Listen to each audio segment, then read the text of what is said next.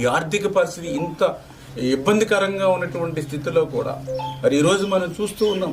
ఈవేళ జూన్ నెల మాట ఇచ్చాం, విద్యా సంవత్సరానికి ముందే తల్లికి వందనం ప్రారంభిస్తామని. ఆ రకంగానే ఈరోజు దగ్గర 67 లక్షల మంది మరి ఈవేళ విద్యార్థులకి మరి ఈవేళ మనం ఆ యొక్క తల్లికి వందనం ఈరోజు వాళ్ళ అకౌంట్లో అమౌంట్ వేస్తున్నటువంటి పరిస్థితి. ఆ రోజు 42 లక్షల మందికి, అంటే గతంతో పోలిస్తే ఈరోజు దగ్గర 25 లక్షల మంది పైబడి విద్యార్థులకు ఈరోజు తల్లికి వందనం ఈవేళ అందుతున్నటువంటి పరిస్థితి.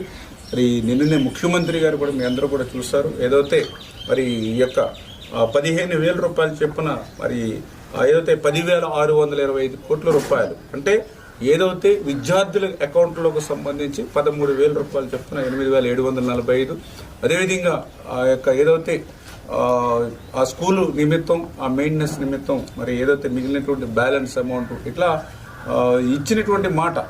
మరి ఈ యొక్క తల్లికి వందనమే కాదు, మళ్ళీ ఒక 15-20 రోజుల్లో అన్నదాత సుఖీభవ, ఏదైతే రైతుకి పెట్టుబడి సాయంగా కూడా 20,000 రూపాయలు ఇస్తామని ఏదైతే మాట ఇచ్చామో అది కేంద్రంతో కలిపి మరి ఈ నెలలోనే అన్నదాత సుఖీభావ కూడా ప్రారంభిస్తూ ఉన్నాం. అంటే ఆర్థిక పరిస్థితి ఇంత క్లిష్టమైనటువంటి స్థితిలో కూడా ఒక్క నెలలో 2 సూపర్ 6 పథకాలు ఇవాళ ఈ రాష్ట్రంలో ప్రారంభమవుతూ ఉన్నాయని అంటే అది చంద్రబాబు నాయుడు గారి ఘనత, చంద్రబాబు నాయుడు గారి యొక్క పరిపాలనా దక్షత.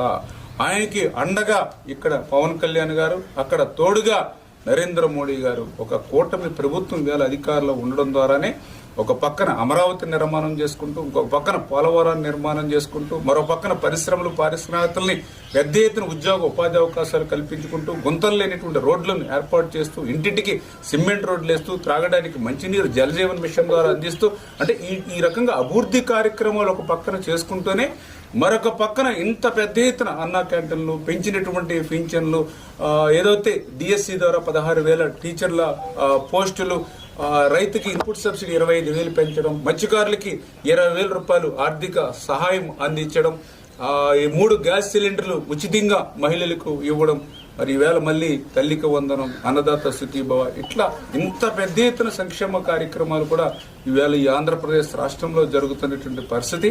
మరి ఈవేళ నిజంగా ఏదైతే ఆ తల్లికి వందనం మనం కూడా చూస్తూ ఉంటే మరి ఈ యొక్క తల్లికి వందనం సాధ్యం కాదనేటువంటి భావనతో మరి ఈ రోజు ఉన్నటువంటి ప్రతిపక్షం మాట్లాడేటువంటి పరిస్థితి కూడా మనందరం కూడా చూసాం.